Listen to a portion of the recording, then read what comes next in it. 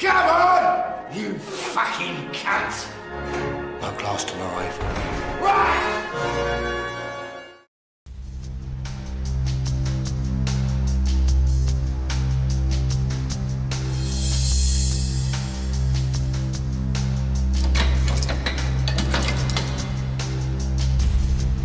Yeah, some people would probably say, how could you marry a man who is a murderer? How could I write to Britain's most dangerous prisoner?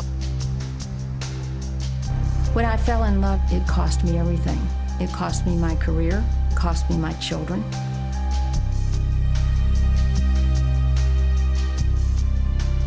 If you really love someone, there isn't anything that you wouldn't do. He may actually have to serve out the death penalty and be put to death. I don't think anyone can cope with someone they love being executed. When does it go away? When does the pain go away?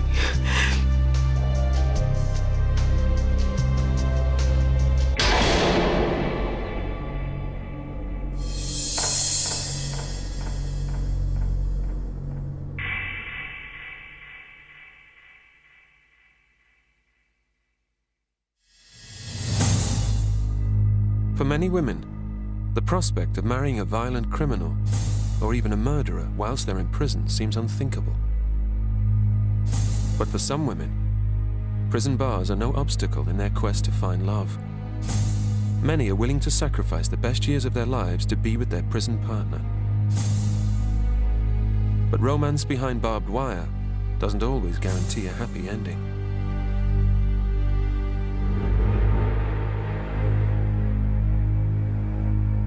Why are you marrying him? Because I love him. Sorry. Right.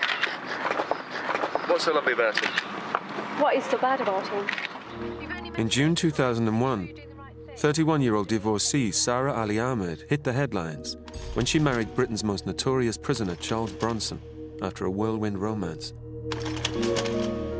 I simply followed my heart, as I do in everything I do. The relationship with Bronson shocked family and friends, who couldn't understand how a translator in a women's centre could fall in love with such a violent man. I come from a very strict Muslim family, and at the age of 19, I got married. It was a forced, arranged marriage. He was a very abusive man from the beginning. I fell pregnant with Sami, my daughter. Having broken free from an arranged and abusive marriage, Saira didn't expect to find her future husband in the tabloids. I didn't think much of that photo, and then I just put it away. A few hours later, I picked it up again, and I just had to look at it. Saira had become infatuated with a man she'd never met. Britain's longest-serving prisoner.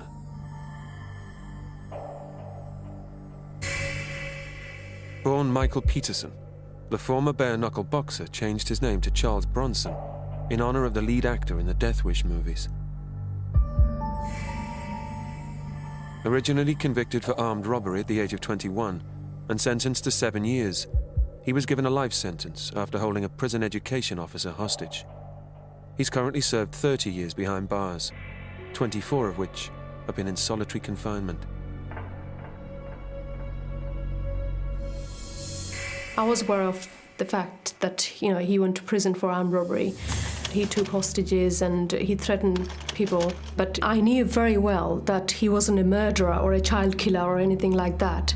And something in me said that he wasn't as evil as people described him. I tried and tried to stop thinking about him, this person in the newspaper. But it didn't work. Despite his history of violence, Saira sent a letter to Bronson in prison. It wasn't a love letter or anything. I described how I felt about him. I gave him my address, my phone number, and I think I sent him a photo myself, and I wrote back of the photo that I'm not trying to impress you, I just want you to see the person behind this letter. And then one day, 2-3 days later, I received a letter. I just opened the letter and I saw it was him, and I just screamed.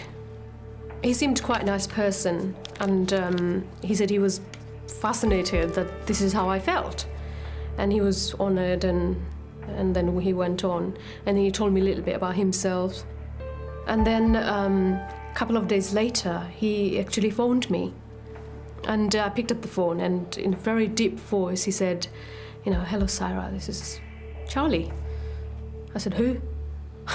He said, "Charles Bronson." After just 3 months of correspondence, Saira visited Bronson in prison.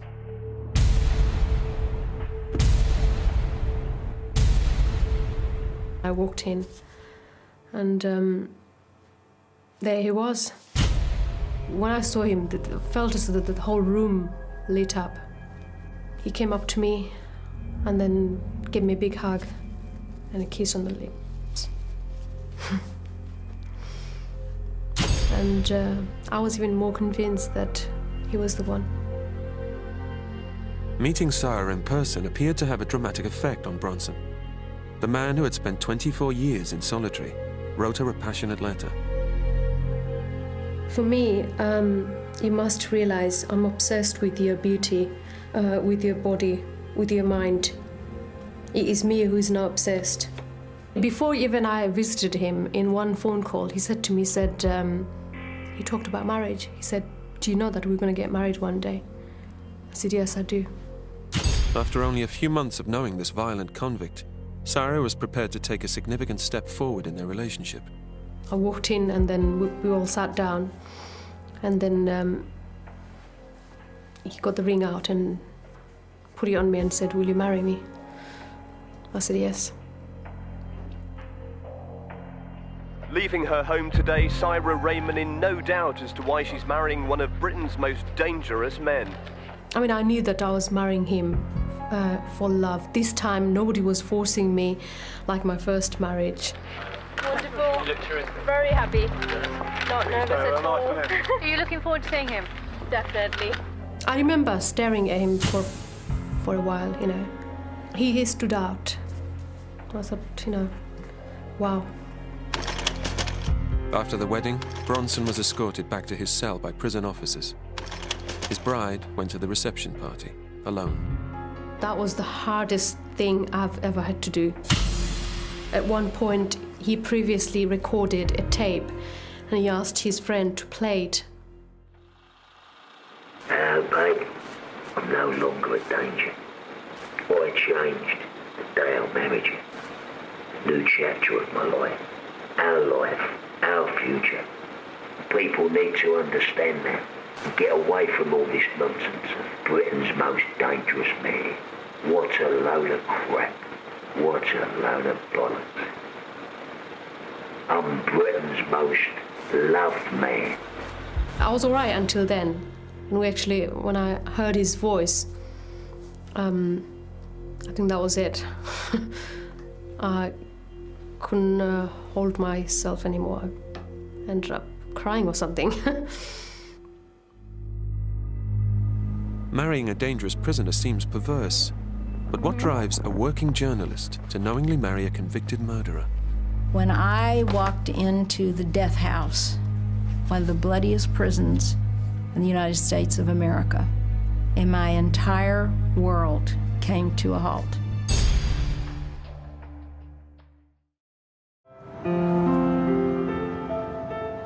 One woman has devoted the last 25 years of her life to a convicted murderer serving a life sentence in prison. For a quarter of a century, she's lived in the hope that one day this killer will be released. I have some of Billy's clothes here, and I used to keep them in the closet with my clothes. I would think every morning, oh, I'll have a husband coming home someday, but it just became too painful, so I put the clothes away, and I kind of have shut the door on the future. If it ever happens, it happens, but I don't have much belief that it ever will. I was a reporter for the CBS affiliate in Baton Rouge, and I went to the prison to do the series on the death penalty. Some say killing a man in the electric chair is murder. Others say society is entitled to revenge. We'll examine that question tomorrow. I'm Jody Bell for Newsline 9 at Angola, Louisiana. When I walked into the death house at Angola, one of the bloodiest prisons in the United States of America, with a terrible reputation, walked into the death house carrying the lights with a photographer behind me with the camera, put the lights down and looked up and saw a man, and my entire world came to a halt in that moment. Rolling? Okay, we have the pre-camera statement, but I'd appreciate it if you'd tell me again your arguments why you should be released. Because for during the past 2.5 years, Department of Corrections has released 24 convicted murderers. He was dressed in these perfectly pressed blue jeans with creases down the front, beautifully starched blue jean jacket, just absolutely gentleman's quarterly kind of look, just perfectly polished. In fact, I thought he was a guard.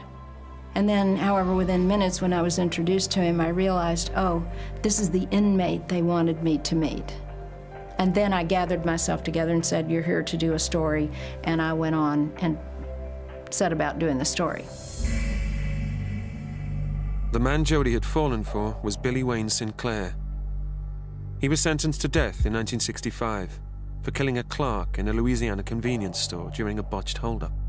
He was 20 years old. He's now in his 40th year behind bars. When I was interviewing him, it was very hard to keep my mind on the questions. We asked that question probably more than, why do you think you should be out? I mean, what legitimate right do you have to get out? I mean, you say you're supposed to be out, why? Well, the physical attraction was almost electric. I later learned from him it was very hard to answer the questions. And I think during my 16 years of confinement, I've established a record of accomplishment and a record of achievement that's unparalleled, certainly by most prisoners. I talked to him. I knew that I had nothing to fear from this man. Yeah, I mean, do we go through it again? Mm-hmm. Billy Sinclair was as thunderstruck as I was.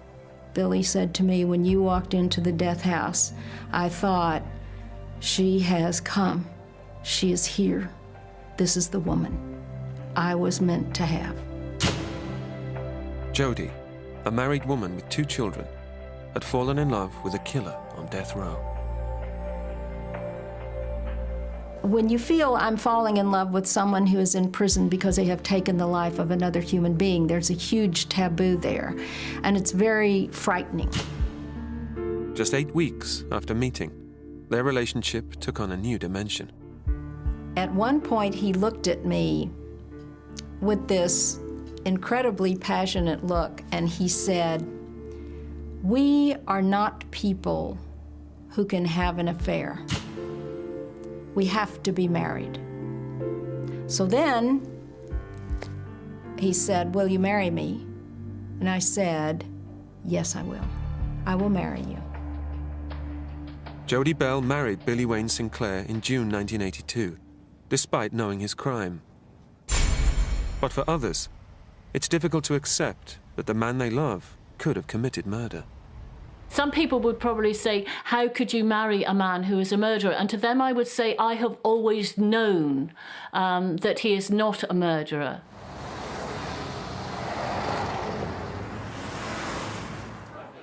Sinead Hunt is a divorced single mom, bringing up her 4 children. While employed as a church worker, she met convicted murderer Kevin O'Neill at a mass at Wormwood Scrubs. Within the context of the mass, there is the sharing of the peace. So then you go round and greet those people who are immediately around you. So that was the first time that Kevin and I met and physically touched each other. Kevin O'Neill was convicted of murdering a man in a London squat in 1986. The prosecution described him as being a dangerous psychopath.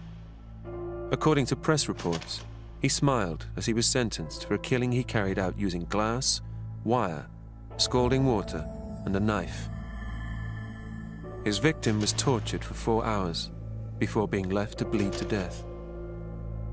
I had a view of Kevin that had been presented by the press. It was a horrendous killing. It wasn't a straightforward fight in a squat, which some people would find more understandable and acceptable. But I got to know this man, and I knew that he was not a psychopath. Kevin was then dark-haired, tall. He had tattoos, a very beautiful bird tattoo and a couple of other smaller ones on his face. There was something there. I have never ever said that, that it was love at first sight, because that wasn't, but there was always something, a magic something there. There was that bond from the moment we met. As the relationship deepened, the letters and correspondence increased. As I got to know Kevin more, I experienced in Kevin somebody I sensed who could love me in a way that I felt that I had never been loved before. I think the main reason I had walked out on my marriage with 4 kids, I needed to be loved and cared for. And that is something that it turns out I have found in this relationship. In September 1991, Sinead and Kevin O'Neill were married in the chapel at Her Majesty's Prison, Hull. They've now been married 14 years. To be married and to walk out and to have to go back to your house by yourself, it hurts. We want to share a meal together. We want to wake up together, but in the morning. We want to go to bed together at night. We want to walk out of the door together instead of having to sit for 2 hours in a visits room. When a woman marries a convicted criminal, it's as if she's imposed her own life sentence. When I fell in love with Billy Sinclair, it cost me everything. It cost me my career. For some years, it cost me my children. It was the catalyst for my divorce. And it's cost me 25 years of the worst sort of pain I could possibly describe, terrible emotional pain. I did it because I love Billy Sinclair. I had lost everything for him. My family, my job, my friends, the recognition that I had within the community before that as a worker in the women's centre. Young girls looked up to me. The same girls were walking past, throwing things at me, spitting at me. It hurts. It hurts terribly because you want to be able to live your life together and do the most ordinary of things.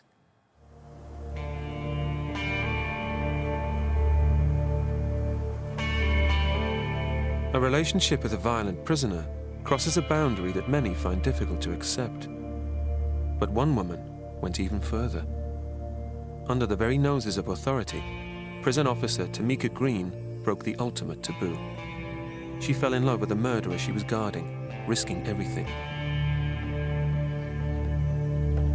The first time I met Edward, I was working on his wing, and he passed by, and it was during the summer. It was like July of 1998, and he had an afro, and he just passed by, and I heard someone call his name, and I was like, "Oh, so you're Green." Edward Green was convicted of murder at the age of 18. A petty criminal with a drugs habit, he and an accomplice shot an elderly couple in their car. He'd spent 5 years on death row when he met prison officer Tamika.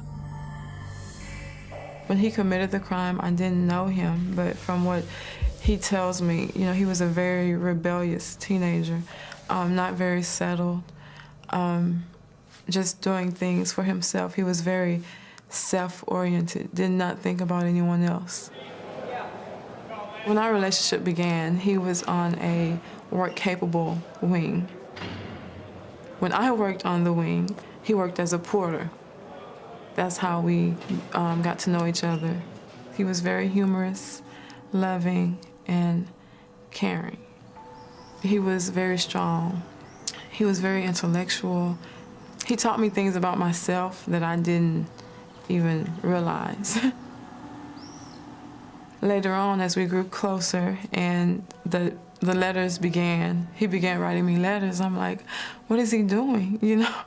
And then that's when our relationship progressed into a more intimate relationship. Despite surveillance cameras and high security, Tamika managed the impossible and found a way of having secret liaisons with Green whilst he was on death row. On the wing, there's another room. It's kind of made like an exam room of a doctor's office. And when we wanted to be alone, we would just go in that room. Oh my God. We began our relationship in September of '98. And in November of '98, I found out that I was pregnant. Edward was very happy when I told him I was pregnant.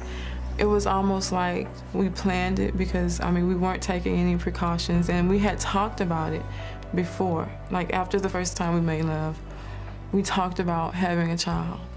And he asked me, would I be willing to have his child? And apparently I told him yes. Tamika managed to keep their relationship secret for over a year, but it was only a matter of time before she would arouse the suspicions of the prison authorities. They found letters in Edward's cell that was from me. And they called me down to the warden's office. I was very embarrassed that they had found my letters because they were personal letters. So he asked, you know, did you do such and such? And I was like, yes. I mean, I didn't deny anything. I was very honest. They told me that it wasn't permitted for me to have a relationship with an inmate. And they told me that they were gonna give me a chance to resign or I would be fired the next day. So I resigned. And after that, you know, I realized that, hey, you know, I love him. He is the man that I love. So I asked him to marry me. On April the 11th, 1999, former prison guard Tamika married her death row lover. Although she'd sacrificed her career, she was looking forward to the birth of her child. But events were about to take a turn for the worse.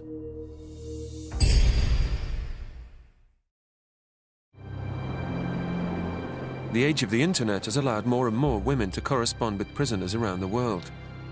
But few become so infatuated that they will cross the globe to meet their pen pals in person. I didn't go out looking for love.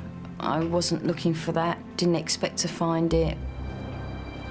I've been married twice before, and no, they haven't. They've lasted quite some time, but they haven't worked out. Twice divorced Val Alderton is 54 years old. She's a personal care worker from Romford, Essex. She found love online when she was contacted by an organisation looking for people prepared to write to prison inmates. I then went on the net. People's faces came up. Mark was there, and I thought, we've got a lot in common. That'd be great. So I began writing. Mark didn't want anything in return. Mark only wanted a friend that he could call a friend. Val's pen pal is Mark Scott Thornton. He was sentenced to death for murder at the age of 19. Described in court as being worse than a wild animal, he abducted a young mother from her car, shot her once in the chest and twice in the back. He's 31 years old and has currently served 10 years on death row. It's something he's got to have on his conscience, but I wasn't involved in that. I wasn't there. I didn't walk in his shoes, so I don't know what led up to that. But this was a lot of years ago. This was over 10 years ago. how many of us can actually say we're the same person as we were 10 years ago? We liked the same music. Then there was the countryside. We both loved the countryside. His fantasy place was sort of like a lighthouse on a beach or just off a beach, and that was mine as well. And there was such a lot of things like that we just, and I just thought, oh, he's on my wavelength. Over the next 8 months, the relationship progressed through letters, although Scott Thornton had not yet seen her photograph. The first picture I ever sent him, because I thought, if I'm going to go and see him at any time, I don't want him to be scared. So I sent him a picture and I thought, well, that'll scare him off, And he wrote back and said, I looked very sexy and beautiful. And I wrote back immediately and said, I don't want the bullshit. Don't give me rubbish. And he said, no. He said, I want 100 pictures and 1,000 more. And you can never send me enough pictures. I think you're really lovely. Then when I decided I was going to go to America to have a holiday, I thought I'll go to Florida, have a nice hot holiday. And he said, well, you can always come and see me. And it was said in jest. This was during a phone call. So I said, yeah, OK, why not? Where the heck is San Francisco?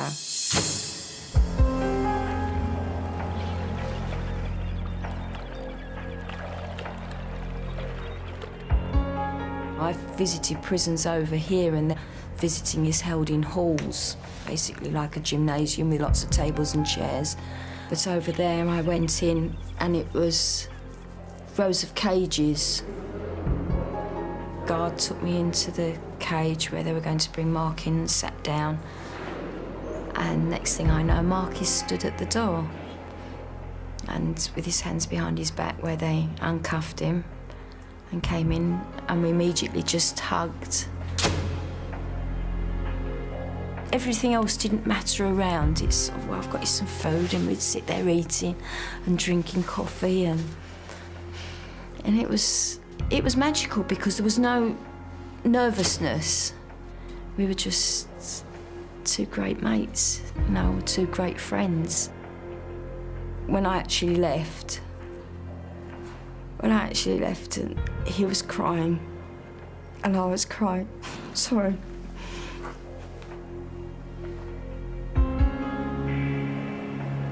It just feels like part of me's missing, not to be there with him. As she prepared to fly back to the UK, Val decided to follow her heart. Acting on impulse, she proposed. I really can't bear to be without him. I need to be with him as much as possible. But I wonder if he really feels the same as I do. So I went and got the soppiest, loveliest Valentine card that they had and just wrote in there, "Will you marry me?" And then waited and waited and waited, and letters were coming and still no mention. And I thought, OK, well, I won't mention it anymore. So I was still writing. And then the letter came. He wrote back and said, yes, yes, yes, yes, yes, a whole page full of yeses, and said, did you think it would be anything different? Why on earth didn't you ask me? To my face, he said, and then I could have smothered you with kisses and told you my answer then. I'm hoping to get married as soon as possible. I will be Mrs. Scott Thornton, yes. Val is preparing to give up family and friends, crossing the globe to be with her death row fiancé. One woman who's already made that questionable sacrifice is 36-year-old Alessandra Scisinde. I had a very good life in Italy. I loved it. I never was one of those that would have liked to go and live in a different country. I was perfectly happy there. I have had a few boyfriends, and what really had me disappointed was that I really wasn't feeling all, this thing that everyone was talking about, this big real love. I really never wanted, to have a husband or a family unless it was the real one. And, it happened to be him.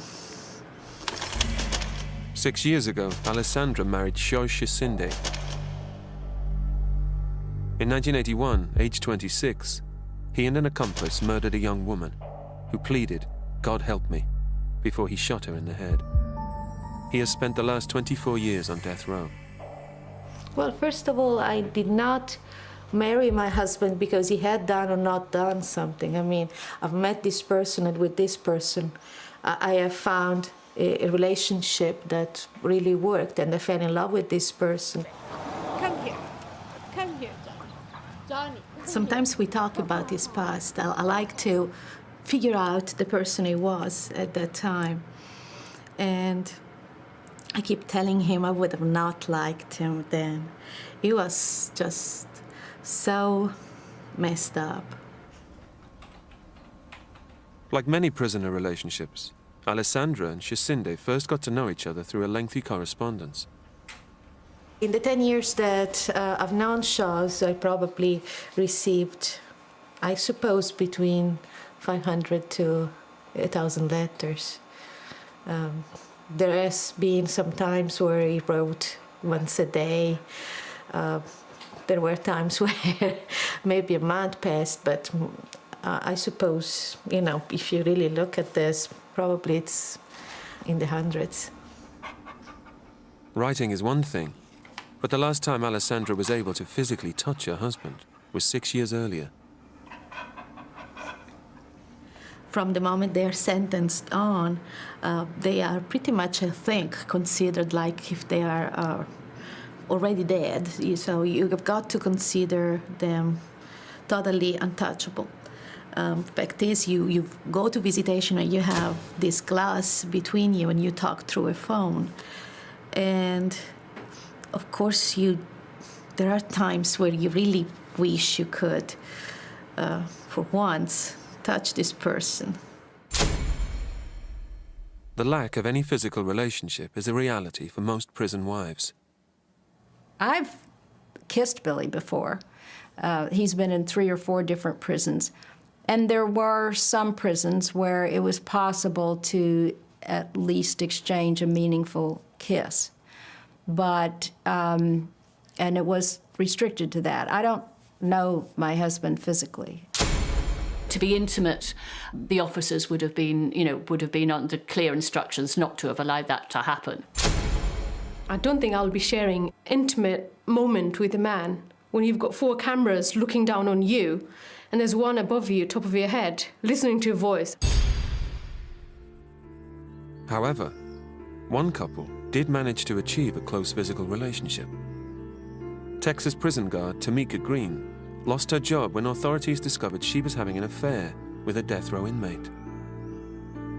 In April 1999, they got married, and she gave birth 3 months later. He just stared at her, like in amazement. He couldn't believe that this was his creation. But he was very happy. Tamika and Green had achieved the impossible. They called their beloved daughter Miracle. When we would go see him, he would just like stare at her in awe. May! When I look at my daughter, I see Edward. Although Green now had a daughter, he'd been living on borrowed time. When we learned of his date of execution, we talked about how were we going to tell her that, and he told me that he wanted to be the one. He told her that today may be the last time she will see him, because tomorrow they're going to kill me. And I'm pretty sure she did not understand who they were. He asked me, how was I feeling? And I told him, I sat there and I was like, I don't know. And he said, me neither. When our visit was over, we told each other that we loved each other and that we'll see each other later. we kissed each other through the glass. And as I was walking out, I turned back around and I waved, and he waved. That would be the last time Tamika would see her husband alive. At 12 minutes past 6, on October the 5th, 2004, convicted murderer Edward Green was executed by lethal injection.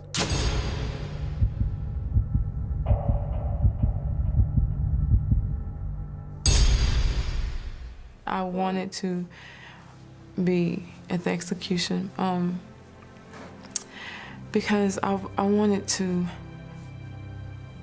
I guess I just wanted to see it. I wanted to be a witness of his death, but he didn't want me to, so he didn't put my name on the list, and I was very angry. It wasn't until like the next day I was home alone, and I didn't know. I just didn't know how to take it. And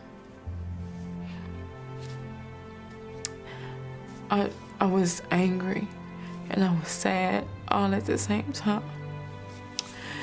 So I called my first lady and I asked her, when does it go away? When does the pain go away?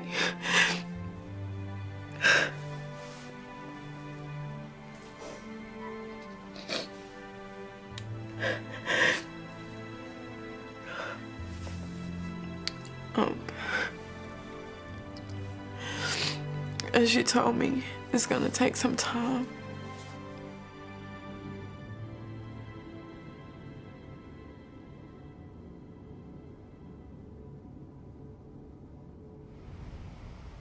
Edward Green was one of 59 prisoners executed in Texas last year. And there are many others, still waiting for their sentence to be carried out. Alessandra's husband is a dead man walking. I've had 2 execution dates, and I came within 3 days the closest time.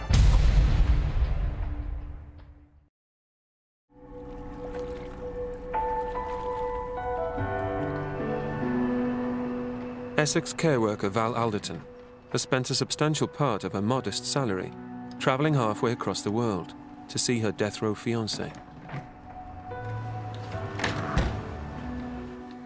It's just like coming home, because I know the hotel, I know the area, I know where the bus stop is, and I know I've got 2 or 3 days now till I see Mark. And I know that he's only about a mile down the road, and I can't wait to see him. It's been nearly 6 months since I last saw him. We've exchanged letters, loads of letters, but he's got no idea I'm coming. And I just can't wait to see him and wait to see his face. He's going to be so shocked and surprised, especially since the letters have been going backwards and forwards since the last visit. I've got more serious, and with marriage intended, so all the papers have gone backwards and forwards as well.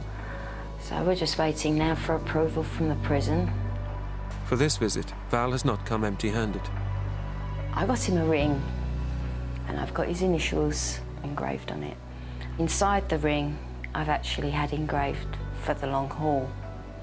So I've got to smuggle that in, so I'm going to put that on and just hopefully be able to, under the guard's watchful eye, be able to smuggle it to him. Outside San Quentin prison, the months of separation are almost over.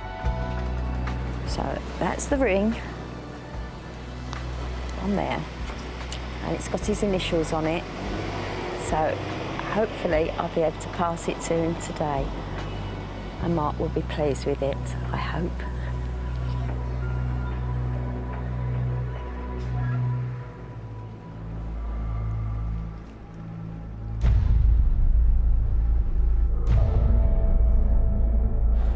San Quentin prison houses 640 death row inmates. They live with the reality that they could be executed at any time.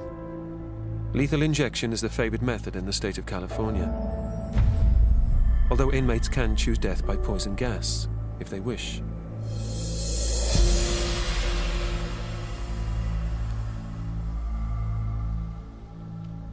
"2,000 miles away in Texas, Alessandra's husband, Charles Cinde, knows more than anyone what it's like to live on borrowed time. Living with this realization puts huge pressures on their relationship, especially when execution dates are set and then postponed with last-minute stays. I've had 2 dates, 2 execution dates, and I came within 3 days the closest time. And even then, I always had the faith and the belief that, this isn't going to happen. The courts are going to do the right thing. And they did eventually, but, you get that close and then you start wondering about it. I've been here 23 years, going on 24 years. And over that period of time when I was first here, I tried to make friends, and I saw many of them executed. And that's a really emotional thing, seeing someone that you've grown close to. You've talked about their family, about their crime, about, their everything in their life. And you see them executed here, and you're like, well, wait a minute, I don't want to go through this anymore. So you start backing up and kind of just build a wall between you. Charles doesn't really talk a lot about it. Sometimes when you are there, you are having your visit, and there is the family of a person that's going to be executed, in a day or two, and it has happened often. Of course, it's natural that you talk about, what would happen if it was us, and the funny thing is that we can't really put ourselves there. He really believes he's gonna get out.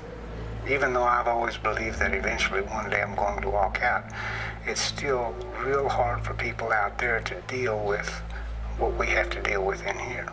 And most people don't realize what we deal with in here. He lives 23 hours a day in a little, 3x4 cell, right? He can't have really human contact with anyone. He is allowed to have a radio. He can't have TV. He is in a total isolation. Despite no physical contact, the regular visits from his wife are the main focus of Cicinde's existence. You can't have any physical contact, but you can have a lot of emotional contact. And I think that's one of the things that is actually an advantage here, as opposed to people in the free world who are married. They lose the ability to have the emotional contact between themselves because they're always having the physical contact, and over a period of time it grows old. But when you don't have that, your emotions are more involved in everything, and so you have a stronger emotional contact, and I think that's what makes marriages here last longer than those out there. I have lost a lot being with him, but to me it's never been a matter of, regretting or thinking, well, all these things that I don't have anymore ever create a burden on me. To me, just being able to see him is enough. Alessandra has always been precious and special to me. I love her, I miss her. I'm going to keep fighting, I'm going to keep struggling, and one day I'm going to be home with her. And nothing, no matter what's going on, is going to separate us, or nothing's going to come between us. We're always going to have each other.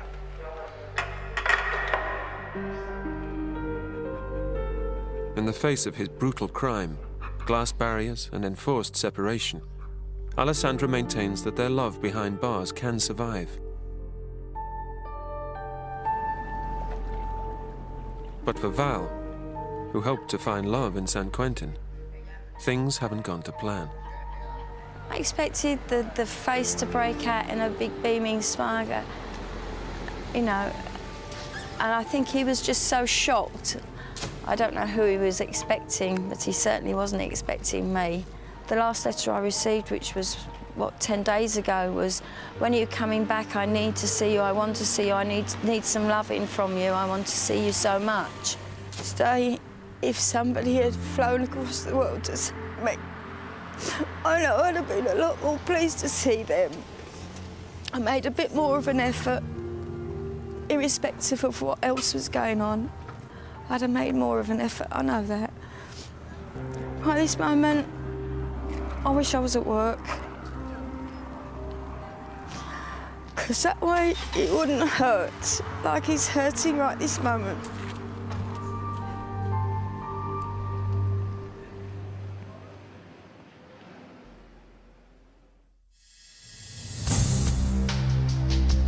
Women who sacrifice their hearts to a man behind bars can pay a heavy price, often serving a life sentence of their own.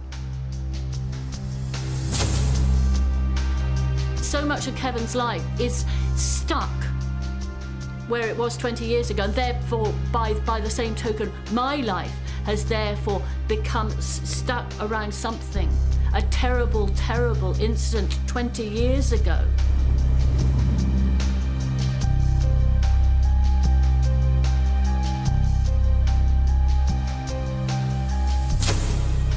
I had lost everything for him, my family, my job, my friends. The one last thing I just want to say that I still believe in love, and my soulmate is somewhere out there for me.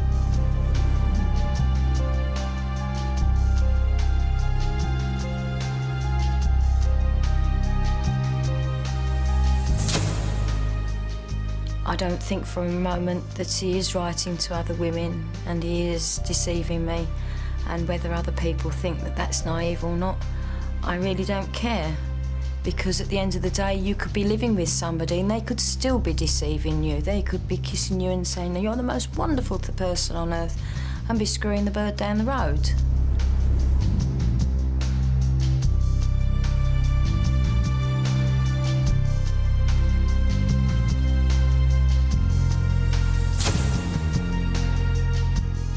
I manage because I have his daughter. I'm not going to say that my life is empty without him because he left me him. So I can't say that my life is empty. But I do miss him.